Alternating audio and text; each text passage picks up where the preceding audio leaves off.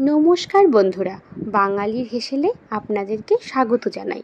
আজ আপনাদের সামনে শেয়ার করব ডিম বিরিয়ানি। তাহলে দেরি না করে শুরু করা যাক।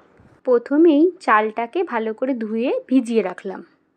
এবারে ডিমগুলোকে সামান্য লবণ দিয়ে সেদ্ধ করে নেব। ভালো করে সেদ্ধ হয়ে গেলে এবার ডিম থেকে খোসা ছাড়িয়ে এইভাবে একটু কেটে কেটে নেব। এবারে করে নিলাম পেঁয়াজ বেরেস্তা।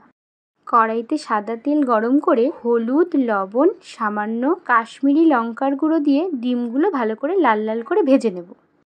এবারে কড়াইতে আলু দিয়ে সামান্য লবণ দিয়ে বেশ কিছুক্ষণ সময় নিয়ে ঢাকা দিয়ে ভেজে নেব।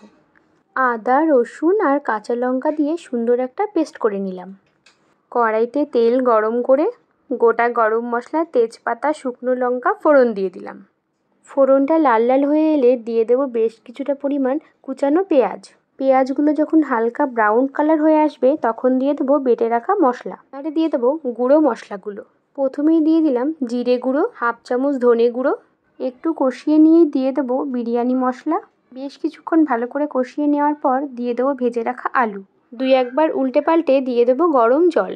আলুগুলো যখন 80% সেদ্ধ হয়ে যাবে তখন দিয়ে দেবো ভেজে রাখা ডিম। ডিমগুলো দিয়ে খানিকক্ষণ ঢাকা দিয়ে রেখে দেবো। এবারে সামান্য গোলাপ জল আর একটু কেওড়া জল দিয়ে আবারও 10 মিনিট মতন ঢাকা দিয়ে রেখে দেবো। এবারে বানিয়ে নিই বিরিয়ানির রাইস। এবারে ভালো করে জলটা ফুটে গেলে চালটা দিয়ে দিলাম। চালের মধ্যে আমি সামান্য সাদা তেল আর বেশ কিছুটা পরিমাণ লবণ দিয়ে দিয়েছিলাম। এবার রাইসটা মিশিয়ে নেওয়ার পালা। প্রথমে দিয়ে দিলাম 1 প্যাকেট বিরিয়ানি মশলা। কষিয়ে রাখা ডিম, আলু দিয়ে এক এক করে গোলাপ জল, কেওড়া জল, গরম মশলার গুঁড়ো, পেঁয়াজ বেরেস্তা, বেশ খানিকটা পরিমাণ ঘি আর খুব সামান্য মিঠা আতর।